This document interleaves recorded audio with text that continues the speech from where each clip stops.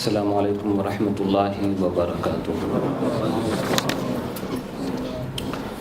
الحمد لولیہ والصلاة والسلام علی نبیہ وعلی آلہ واصحابہ المتأدبین بآدابہ۔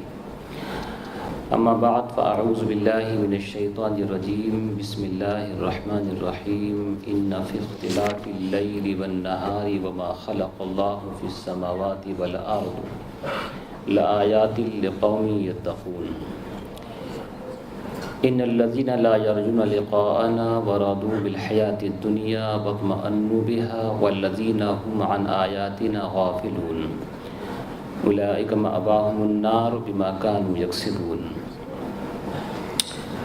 صدق اللہ العظیم وصدق رسولہ النبی الامین الکریم ونحن علی ذلک لمن الشاہدین والشاکرین والحمد للہ رب العالمین۔ یا سید السادات جیتک قاصدا ارجو رضاک و احتمی بحماک، یا اکرم الثقلین و یا کنز الورا جدلی بجندک و ارضنی برضاک۔ ایک دفعہ بآواز بلند شریف پڑھ دیں۔ اللہم صلی علی سیدنا و شفیعنا و حبیبنا و طبیب قلوبنا و شفاء صدورنا و مولانا محمد کما تحب و ترضى بأن تصلی علیہ۔ میرے سرکار آئے درد عصیاں کی دوا بن کر، میرے سرکار آئے درد عصیاں کی دوا بن کر، سکون قلب مضطر غم زدوں کا آسرا بن کر، سکون قلب مضطر غم زدوں کا آسرا بن کر۔ خدا شاہد بڑی مشکل میں تھے اللہ کے بندے، خدا شاہد بڑی مشکل میں تھے اللہ کے بندے، کہ وہ دفعتاً تشریف لائے مشکل کشا بن کر، کہ وہ دفعتاً تشریف لائے مشکل کشا بن کر۔ ایک دفعہ اور درود شریف پڑھیں۔ اللہم صلی علی سیدنا مولانا محمد صلی اللہ تعالیٰ علیہ وسلم۔ جس آیت کریمہ سے متعلق کل چند باتیں پیش کی گئی تھیں، اس کے بعد آنے والی آیت کریمہ میں ذکر فرمایا جا رہا ہے ان فی اختلاف اللیل والنہار، بے شک رات اور دن کے عدل بدلنے میں، تبدیل ہونے میں، کہ کبھی رات چھوٹی اور دن بڑا، اور کبھی دن چھوٹا اور رات لمبی۔ وما خلق اللہ فی السماوات والارض، اور ان چیزوں میں جن کو اللہ نے آسمانوں اور زمین کے اندر پیدا کیا ہے، ساری چیزیں جتنی بھی ہیں سب اس کے اندر آ گئی۔ ان تمام تر چیزوں میں لآیات لقوم یتقون، ضرور نشانیاں ہیں اس قوم کے لیے کہ جو تقوی و طہارت حاصل کرے، اللہ کا خوف اس کے دل میں ہو، وہ ڈرے۔ نشانیاں ہونا اور چیز ہے اور ان کو سمجھنا اور چیز ہے۔ نشانیاں ہیں مگر سمجھتے وہی ہیں کہ جن کے دل میں خدا کا خوف ہوتا ہے، یا جو متقی اور پرہیزگار ہوتے ہیں۔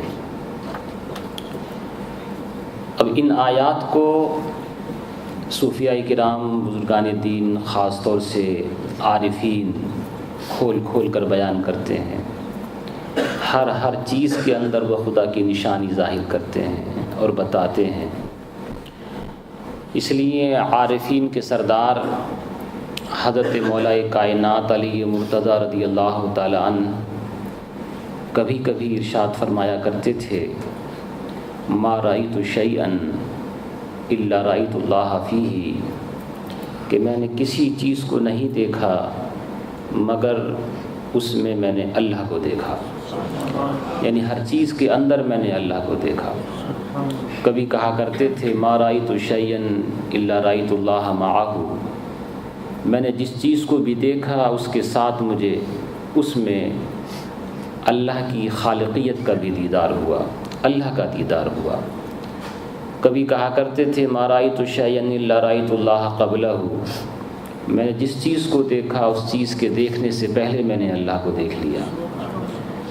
کبھی فرمایا کرتے تھے، ما رأیت اللہ شیئا الا رأیت اللہ بعدہ، میں نے جس چیز کو بھی دیکھا ایسا ہوا ہی نہیں کہ میں نے کسی چیز کو دیکھا ہو اور اس کے بعد میں نے اللہ کو نہ دیکھا ہو۔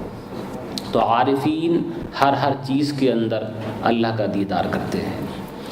ان الذین لا یرجون لقاءنا ورضوا بالحیاۃ الدنیا واطمأنوا بها، بے شک وہ لوگ کہ جو ہم سے ملنے کی امید نہیں رکھتے، یعنی وہ یقین نہیں رکھتے کہ وہ ہم سے بھی ملیں گے۔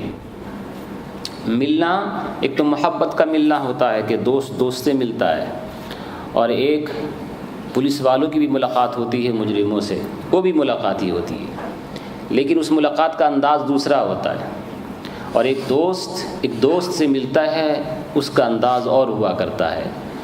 تو رب تبارک و تعالی ارشاد فرماتا ہے کہ وہ لوگ کہ جو ہم سے ملاقات کی امید نہیں رکھتے، وہ یقین رکھتے ہی نہیں کہ انہیں ہم سے ملنا ہے، ورضوا بالحیات الدنیا، اور وہ دنیاوی زندگی سے خوش ہو گئے، خوشیاں منا رہے ہیں دنیاوی زندگی کے اندر، واطمأنوا بها، اور اس میں مگن ہو گئے، اطمینان سے ہیں، جیسے لگتا ہے ابھی ہمیشہ یہیں پر رہنا ہے، کہیں جانا ہی نہیں ہے۔ یہ کافروں کی شان بیان کی جا رہی ہے اور ان کے حالات کا تذکرہ کیا جا رہا ہے۔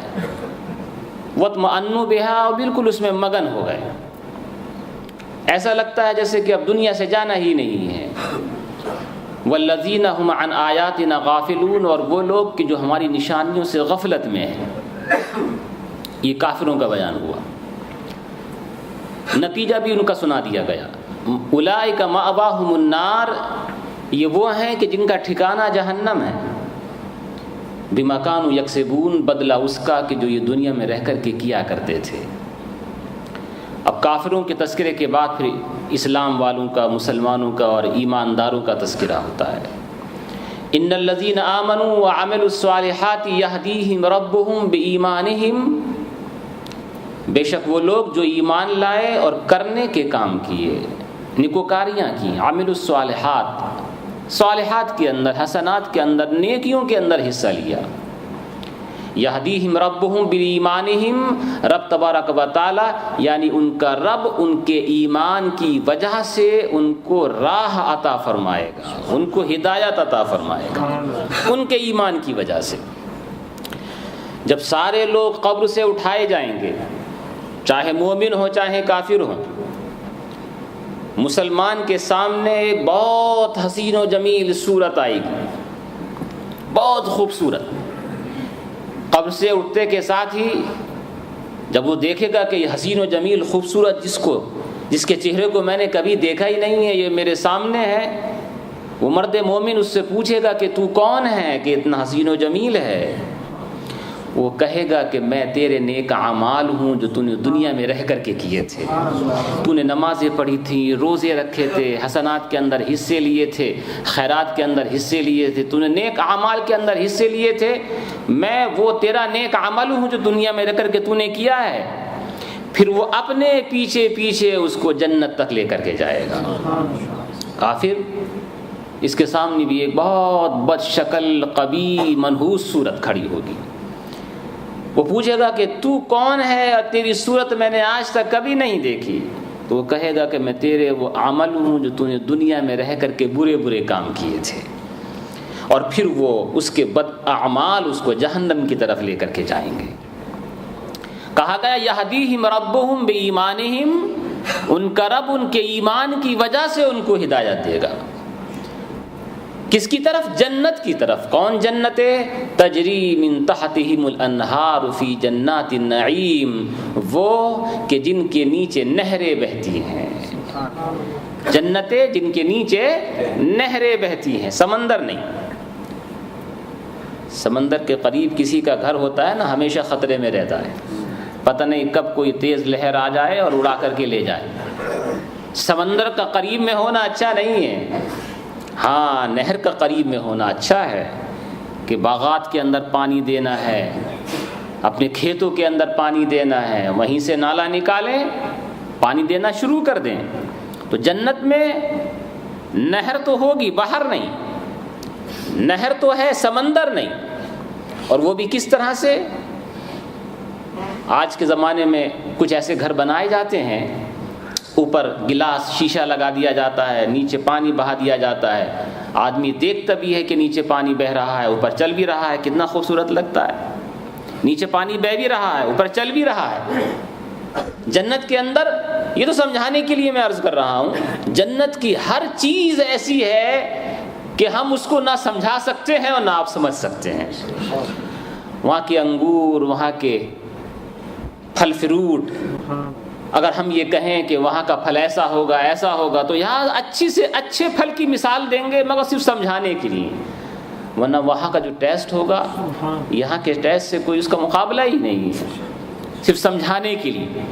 تو وہاں پر جنت میں باغات ہوں گے، باغات کے نیچے نہریں بہتی ہوں گی، فی جنات النعیم، اور مسلمانوں کو ہمیشہ رہنے والی جنتوں کے اندر ٹھکانہ دیا جائے گا۔ اس سے پہلے یہ ذکر کیا گیا وَاطْمَأَنُّوا بِهَا وَالَّذِينَ هُمْ عَنْ آيَاتِنَا غَافِلُونَ، وہ جو ہماری نشانیوں سے غفلت میں ہے۔ کافروں کی پہچان بتائی گئی تھی اور پھر مسلمانوں کا تذکرہ گیا۔ آیت نشانی کو بولتے ہیں۔ بعض مفسرین ارشاد فرماتے ہیں کہ آیاتنا، کہ ہماری آیتوں سے غفلت میں رہے، یہاں آیات سے مراد نبی کریم صلی اللہ علیہ وسلم کی ذات مبارکہ ہے۔ آیت کے معنی ایک نشانی، اور آیات کے معنی بہت ساری نشانیاں۔ تو ذہن میں سوال پیدا ہو سکتا ہے کہ عن آیاتنا سے مراد، آیات سے مراد ایک ذات یعنی نبی کی ذات کس طرح سے، جبکہ وہ شخص واحد ہیں، فرد واحد ہیں، اکیلی ذات ہے، تو آیت اگر ہوتا تو زیادہ لگتا تھا، لیکن آیات جواباً عرض کیا جا سکتا ہے کہ کیونکہ نبی کریم صلی اللہ تعالی علیہ وسلم کی ذات مبارکہ ہزاروں آیات کا مجموعہ ہے، اس لیے آیات فرمایا گیا۔ کبھی کبھی شخص واحد میں بہت ساری خوبیوں کو اکٹھا کر دیا جاتا ہے تو جمع بول کر کے واحد مراد لیتے ہیں۔ اس کی ایک بہت مشہور مثال جو آپ کی زبانوں کے اوپر ہمیشہ رہتی ہے، حضرت کہتے ہیں نظام الدین اولیاء، محبوب الہی نظام الدین اولیاء۔ ذہن میں سوال پیدا ہو سکتا ہے کہ اولیاء کیا ہے؟ ولی ہیں وہ تو، کیونکہ شخص واحد ہے، ذات واحد ہے، تو اولیاء کیوں؟ تو کہا اسی لیے، یا تو یہ کہ نظام الدین والاولیاء سے اختصاراً نظام الدین اولیاء کر دیا، یا یہ کہ ان کی ذات بہت سارے ولیوں کا مجموعہ ہے، اس لیے ان کو اولیاء کہا گیا ہے۔ ایسی یہاں آیات سے مراد نبی کریم صلی اللہ تعالی علیہ وسلم کی ذات مبارکہ ہے۔ کیونکہ آج اختصاراً اس بات کو پیش کرنا ہے، اس وقت میں بھی گاڑیاں پریشان کرنے لگی، حالانکہ یہ کوئی بزی ٹائم تو نہیں ہے۔ ایک یہ ٹویوٹا کرولا ہے، MJ-S9VKE، MJ-S9VKE، برائے مہربانی جس کسی کی بھی ہو وہ یہاں سے فوراً ہٹا لیں، اور آئندہ بھی اس طرح سے غلط پارکنگ کرنے کا خاص خیال رکھا کریں کہ کبھی ایسی پارکنگ نہ کریں کہ مسلمانوں کو پریشانی ہوا کرے کسی بھی ٹائم۔ اللہم صلی علی سیدنا مولانا محمد صلی اللہ تعالی علیہ وسلم۔ ہمیشہ رہنے والی جنتوں کے اندر ہیں، دعواہم فیہا سبحانک اللہم۔ جب جنتی جنت میں چلے جائیں گے تو ان کی پکار، ان کی ندا، ان کا بلاوا، دعویٰ اس کے معنی یا تو یہ ہے کہ دعا، یا دعویٰ کے معنی بلانا، پکارنا، کسی کو آواز دینا۔ تو کہا گیا کہ جنت کے اندر ان کی پکار ہوگی سبحانک اللہم، اے اللہ پاک ہے تیری ذات۔ سارے جنتی جب جنت میں چلے جائیں گے اب کس طرح سے پکاریں گے؟ تو ایک یہ کہ آپس میں جب سارے جنتی ایک دوسرے کے سامنے آئیں گے، بیٹھیں گے، ان کا طریقہ کیا ہوگا وہ تو آنے والی آیت کریمہ کے اندر ذکر کیا جا رہا ہے، لیکن ایک چیز میں اس سے پہلے یہ بھی فرمائی گئی کہ ان کی زبانوں کے اوپر ہمیشہ یہ ہوگا سبحانک اللہم، سبحانک اللہم۔ جب وہ رب سے گفتگو کریں گے، ندا کریں گے، پکاریں گے، تو سب سے پہلے کہیں گے سبحانک اللہم، اے میرے اللہ تیری ذات پاک ہے۔ اتنی بڑی جنتیں تو نے دی، تیری ذات پاک ہے، ہزارہا کروڑا کھانے کی چیزیں دی، تیری ذات پاک ہے، اور سب سے بڑی نعمت یہ کہ تو نے اپنا دیدار دیا، تیری ذات پاک ہے۔ مسلمانوں کے لیے حالانکہ وہاں کھانے پینے کی کمی نہیں ہوگی، ایک جگہ تو یہ ذکر فرمایا گیا ہے، اور اللہ کی ذات سے کوئی بعید نہیں، وہ اس سے 1000 گنا زیادہ عطا فرما سکتا ہے ایک جنتی کے حق میں۔ ایک جنتی، اللہ کرے ہم میں سے ہر ایک ایسی ہی اس سے ملاقات ہو جیسے یہاں پر بیٹھے ہوئے ہیں، اپنے اعمال کی بنا پر نہیں، اپنے فضل و کرم سے وہ عطا فرمائے۔ ایک جنتی کا تو دسترخوان بچھایا جائے گا نا، تفسیر ساوی کے کہنے کے مطابق 1 میل کی برابر ہوگا ایک جنتی کے لیے۔ اب یہاں جو مشقتیں اٹھاتے ہیں نا آپ، روزہ رکھنے میں، نماز پڑھنے میں، جاب چھوڑی، پریشانی اٹھائی، گھر بار چھوڑ دیا تھوڑی دیر کے لیے، کسی ضروری کام کو چھوڑ کر کے آپ آ گئے، بظاہر لگتا ہے بھائی نماز پڑھنے کے لیے ہم نے یہ کام چھوڑ دیا، یہ کام چھوڑ دیا، دقت تو ہوئی، ارے بھائی دقت اٹھانے کے بعد ہی تو عافیت ملا کرتی ہے، مصیبت کے بعد ہی تو راحت ہوا کرتی ہے۔ یہاں مصیبتیں اٹھاؤ، جنت میں مزے لوگے۔ ایک آدمی یہاں تم نے کھانا پینا چھوڑا، ابھی تو سحری افطار کا بھی صحیح ٹائم نہیں ملتا ہے، لیکن پھر بھی مسلمان برداشت کرتے ہیں۔ تم نے چھوڑا خدا کے لیے، خدا تم کو ویسے نہیں رہنے دے گا۔ جنت میں ایک آدمی کے لیے اتنا لمبا دسترخوان ہوگا کہ 1 میل کی برابر، اس پہ ہزاروں طرح کے پھل چنے ہوں گے، جو تم چاہو گے وہ تمہیں ملے گا۔ 1,70,000 بھی بتایا گیا ایک آدمی کے کھانے کے لیے۔ اب آپ کہیں گے بھائی 1,70,000 یہ پیٹ میں جائے گا کیسے؟ وہ آپ کی مرضی ہے، آپ چاہے 2 کھائیں چاہے 1 کھائیں، اور اگر سب بھی کھانا چاہیں گے نا تو رب تبارک و تعالیٰ تمہیں طاقت دے گا۔ اور یہ اللہ کی قدرت ہے، یہ اللہ کی قدرت ہے کہ وہاں پر گندگی ہے ہی نہیں، وہاں گندگی نکلے گی ہی نہیں۔ جتنا بھی کھائیں آپ، بس 50 60 70 80 200 300 آپ کی خواہش کے اوپر ہے۔ آپ نے یہاں دنیا میں اللہ کے لیے کھانا پینا چھوڑا تھا نا، اللہ آپ کو جنت میں بہت کچھ دے گا، جو چاہیں آپ کھائیں۔ کھانا ہضم کرنے کے لیے آپ کو وہاں پر چٹنی چاٹنے کی ضرورت نہیں ہے، کوئی ٹیبلٹ لینے کی ضرورت نہیں ہے، کوئی ایسی چیز لینے کی ضرورت نہیں ہے ہاضم وغیرہ کہ بھئی اب پیٹ ابھر گیا ہے، اس کو صحیح کرنے کے لیے کوئی چورن لیا جائے، نہ تو پیٹ خراب ہو جائے گا۔ نہیں، پیٹ خراب ہونے کی وہاں پر کوئی کیفیت ہے ہی نہیں۔ رب تبارک و تعالیٰ ایک خوشبودار ڈکار عطا فرمائے گا جس سے سارا کھانا ہضم ہو جائے گا۔ اور جتنا بھی پانی، یہ جتنی بھی چیزیں آپ کے سامنے ملتی ہیں نا، ایک سے ایک اچھی پینے کی چیز، یہ تو کچھ نہیں جو جنت میں آپ کو دی جائیں گی۔ پانی کہاں جائے گا بھائی؟ پانی کے لیے خوشبودار پسینہ نکلے گا، جس پسینے سے سارا پانی جتنا بھی وہ ہضم ہو جائے گا۔ تو خوشبودار پانی، خوشبودار پسینے سے پانی ختم، اور خوشبودار ڈکار سے کھانا ہضم۔ آپ جتنا چاہیں اتنا کھائیں۔ اگر کسی کو کھانے کا شوق ہے تو وہ دن بھر کھاتا رہے، رات کو کھاتا رہے، اس کے لیے کوئی ممانعت نہیں ہے۔ لیکن جب بلانے والا جنت میں جنتیوں کو پکارے گا تو کہے گا سبحانک اللہم۔ یہ ایک طریقہ ہے بلانے کا، بجائے اس کے کہ کوئی کہے بھئی ہاں آئیے ہمارا یہ کام کر دیجئے، وہاں یہ طریقہ نہیں ہوگا۔ قرآن مجید فرماتا ہے دعواہم فیہا سبحانک اللہم، ان کی پکار، ان کی ندا جنت میں کیا ہوگی؟ وہ کہیں گے سبحانک اللہم۔ جیسی ہی سبحانک اللہم وہ جنت کے خادمین سنیں گے نا، فوراً آپ کے لیے دسترخوان لگا دیں گے، اور جب کھا چکیں گے آپ، فنشڈ ہو جائے گا کھانا پینا، تو کیا کہیں گے؟ وَآخِرُ دَعْوَاهُمْ أَنِ الْحَمْدُ لِلَّهِ رَبِّ الْعَالَمِينَ۔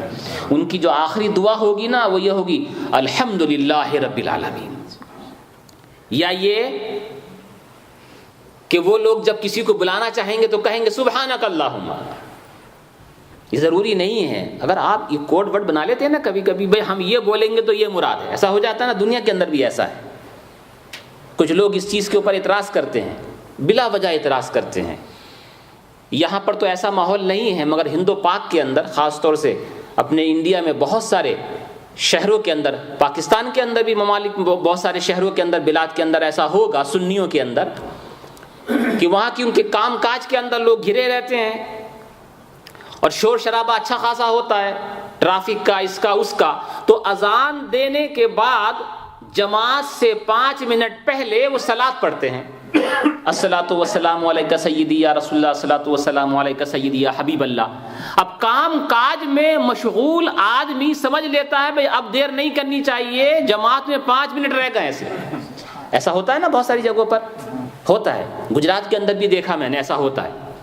اس کو کہتے ہیں کہ صلاۃ ہو رہی ہے، اب مت رکیے، اب صرف 5 منٹ رہ گئے۔ بعض لوگ اس پہ سوال کرتے ہیں اور وہ کہتے ہیں کہ بھئی یہ زمانہ رسول صلی اللہ تعالی وسلم کے اندر تو نہیں تھا، یہ اذان کے بعد دوسری دفعہ بلانا یہ سمجھنے کا پھیر ہے۔ نبی کریم صلی اللہ تعالی وسلم نے خود ہی اس کا حکم دیا ہے، انہی کے زمانے سے ہے، عربی میں اس کو تصویب کہتے ہیں، اذان کے بعد ایک دوسرا اعلان کرانا، تاکہ جو لوگ کام کاج کے اندر پھنس گئے ہیں ان کو یاد آ جائے کہ بھئی جماعت کا ٹائم بالکل قریب آ چکا ہے۔ اس زمانے میں تصویب کے الفاظ اور تھے، آج کے زمانے میں الصلاۃ والسلام علیک سیدی یا رسول اللہ کر دیا۔ کیوں؟ گویا کہ ایک کوڈ بنا لیا ہم نے کہ جب ہم یہ کہیں گے صلاۃ و سلام ہو اللہ کے رسول صلی اللہ تعالی علیہ وسلم کے اوپر، تم سمجھ جانا جماعت میں 5 منٹ رہ گئے ہیں۔ بتائیے اس میں خرابی کیا ہے؟ اس میں کوئی خرابی نہیں ہے، صلاۃ و سلام بھی ہو گیا، بجائے اس کے کہ ہم یہ اعلان کریں لاؤڈ سپیکر کے اندر جماعت میں 5 منٹ رہ گئے ہیں۔ یہ جائز ہے، مباح ہے، مگر اس میں کوئی ثواب تو نہیں ملا۔ لیکن ہم نے کہا الصلاۃ والسلام علیک سیدی یا رسول اللہ، آپ سمجھ گئے جماعت میں 5 منٹ رہے ہیں، صلاۃ و سلام بھی ہو گیا اور ہمارا مقصد بھی حل ہو گیا۔ یہ قرآن شریف سے ہی ثابت ہے۔ آپ دیکھیں جب کوئی کسی کو بلائے گا نا تو یہ نہیں کہے گا ادھر آئیے، ادھر تشریف لائیے، ہمارے دسترخوان بچھا دیجیے، نہیں، قرآن فرماتا ہے جب کسی کو بلانا ہوگا تو وہ کہے گا سبحانک اللہم۔ جیسے ہی خادمین سنیں گے نا سبحانک اللہم، فوراً ہی چلے آئیں گے، آپ کے لیے جھک بچھا دیں گے، جو آپ چاہیں گے وہ کریں گے۔ پھر سبحانک اللہم وتحیتہم فیہا سلام، اور ان کا سلام، ان کی تحیت، ان کی ملاقات کے وقت کا جو بیان ہوگا وہ یہی ہوگا سلام۔ جب ایک دوسرے سے ملاقات کریں گے نا جنتی، جنت کے اندر سب سے پہلی بات کیا ہوگی؟ سلام، سلام۔ یا یہ کہ فرشتے جب جنتیوں کے پاس آیا کریں گے تو وہ یہی سلام کہا کریں گے، کیونکہ اس کا بھی ذکر قرآن شریف کے اندر آیا ہے، وقال لهم خزنتها سلام علیکم طبتم۔ جنت کے جو رہنے والے ہیں، جو محافظتی فرشتے ہیں، جو وہ جنتیوں سے ملاقات کریں گے تو ان سے یہی کہیں گے سلام، تم سب کے اوپر سلامتی ہو، علیکم، سب کے اوپر، طبتم، خوش رہو، حشاش بشاش، یہاں کوئی بھی کسی طرح کا غم نہیں ہے۔ کون کہے گا؟ فرشتے کہیں گے۔ کس سے؟ جنتیوں سے۔ جنت میں رہنے والے مسلمانوں کو فرشتے اس طرح سے سلامتی، بلکہ ایک جگہ تو فرمایا گا کہ رب تبارک و تعالی ہی سلام کرے گا، سلامتی بھیجے گا رب تبارک و تعالی۔ کس کو؟ جنت میں رہنے والوں کو۔ اس کا ذکر بھی قرآن شریف کے اندر فرمایا گیا، سلام قولا من رب الرحیم۔ سلامتی کس کی طرف سے؟ رب رحیم کی طرف سے۔ تو آج تو تم ہم کو کہتے ہو السلام علیکم، رب تبارک و تعالی اپنے فضل و کرم سے رب ہو کر کے اپنے بندوں سے کہے گا السلام علیکم۔ جنت کے اندر سلام قولا من رب الرحیم، سلامتی ہے، یہ فرمایا ہوا ہے رب رحیم کی طرف سے۔ تحیتہم فیہا سلام، ان کی تحیت اس میں سلام ہوگا، سلام، ایک دوسرے کو سلامتی، ایک دوسرے کو سلامتی، اور دل کی خوشی کے ساتھ۔ اس لیے کہ یہاں تو سلام کرنے والا ایک دوسرے کو سلام کرتا بھی ہے، دل میں کچھ اور ہوتا ہے، زبان پہ سلام ہوتا ہے، لیکن وہاں ایسا نہیں ہوگا، وہاں دل بھی صاف ہوگا، زبان بھی صاف ہوگی۔ اس لیے کہ قرآن مجید ارشاد فرماتا وَنَزَعْنَا مَا فِي صُدُورِهِم مِّن غِلٍّ، ہم نے ان کے دلوں سے جو کینہ ہوگا، عداوت ہوگی، وہ پہلے ہی سے کھینچ لی ہے، دور کر لی ہے۔ جنت کے اندر کسی بھی دل کے اندر کینہ، عداوت، دشمنی، ایک دوسرے کا برا چاہنا وہ ہوگا ہی نہیں، سب کا دل بالکل صاف ستھرا، پاک صاف، آئینے کی طرح چمکتا ہوا۔ دعواہم وتحیتہم فیہا سلام وآخر دعواہم ان الحمد للہ رب العالمین، اور ان کی سب سے آخری دعا کیا ہوگی؟ یہی کہ ساری تعریفیں اس اللہ کے لیے جو سارے جہانوں کا، سارے عالموں کا رب ہے۔ جب آپ کھا پی چکے ہوں گے اس کے بعد جو آخری دعا ہوگی وہ یہی ہوگی الحمدللہ رب العالمین، الحمدللہ رب العالمین۔ یا یہ کہ جب کوئی آنے والا آئے گا تو کہے گا سبحانک اللہم، جب جانے والا جائے گا کہے گا الحمدللہ رب العالمین۔ تو بہت اچھی چیز ہے کہ ان کو ہم اپنی زندگی میں بھی اپنا لیں، کیونکہ یہ جنتیوں کی بولی ہے کہ جب آخر ہمارے کلام کا ہوا کرے تو الحمدللہ رب العالمین۔ اس لیے تقریر کرنے والا تقریر کے آخر میں یہی بولا کرتا ہے وآخر دعوانا ان الحمدللہ رب العالمین۔ یہ وہی بولی ہے جو جنت میں جنتیوں کی بولی ہوگی۔ اللہ تعالیٰ مجھے اور آپ کو سب کو شریعت مطہرہ کی پاسداری نصیب فرمائے اور قرآن مجید کے فیضان سے مالا مال فرمائے۔ اب اس کے بعد محفل درود خوانی ہوگی اور اس کے بعد حلقہ ذکر۔ السلام علیکم۔